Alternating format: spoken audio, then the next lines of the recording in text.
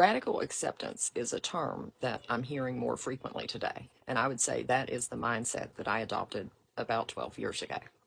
Radical acceptance is a psychological skill where you acknowledge reality as it is, rather than denying it, trying to mentally rewrite it, or fight it.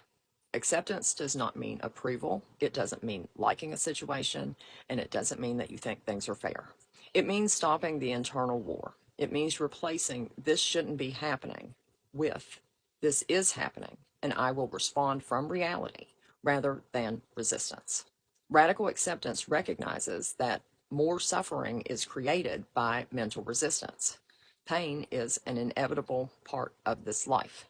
Suffering is made worse by arguing with reality. Acceptance softens the suffering by dropping the internal struggle and emotional thrashing, and instead choosing presence, clarity, and a grounded response. Radical acceptance is not a moment, it's a practice, one that usually unfolds in stages. First, we name reality honestly. Let yourself acknowledge what is, not the softened version, not the future fantasy, not the if only, or a denial narrative. Just the truth of the situation as it currently exists. Then notice your resistance. This is where your mind says, "This is unfair. This shouldn't have happened. They shouldn't be like this. I shouldn't have to feel this."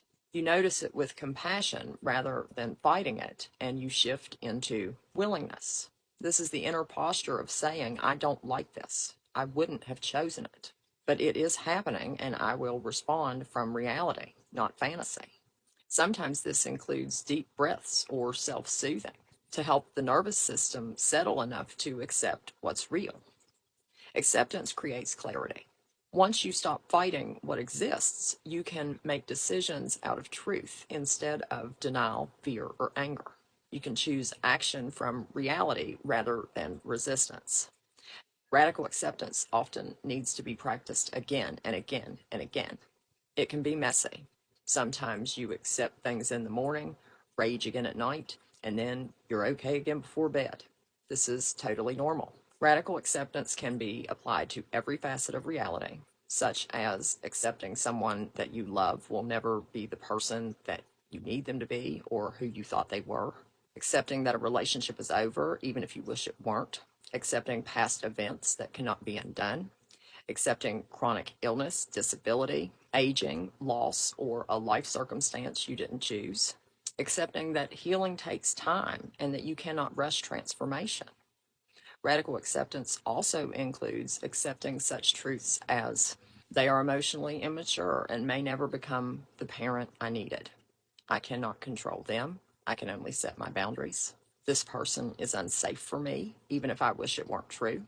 This happened, it hurt, and I still deserve to have a meaningful life. Radical acceptance is not approval. It's not passivity. It's not giving up. It's not saying something was okay. It's not erasing the past or removing accountability. Acceptance does not mean minimizing harm, tolerating injustice, or staying in abusive situations. It simply means working with reality rather than fighting against the reality that exists. When we refuse to accept reality, we get stuck in bitterness, denial, intrusive thoughts, and emotional paralysis.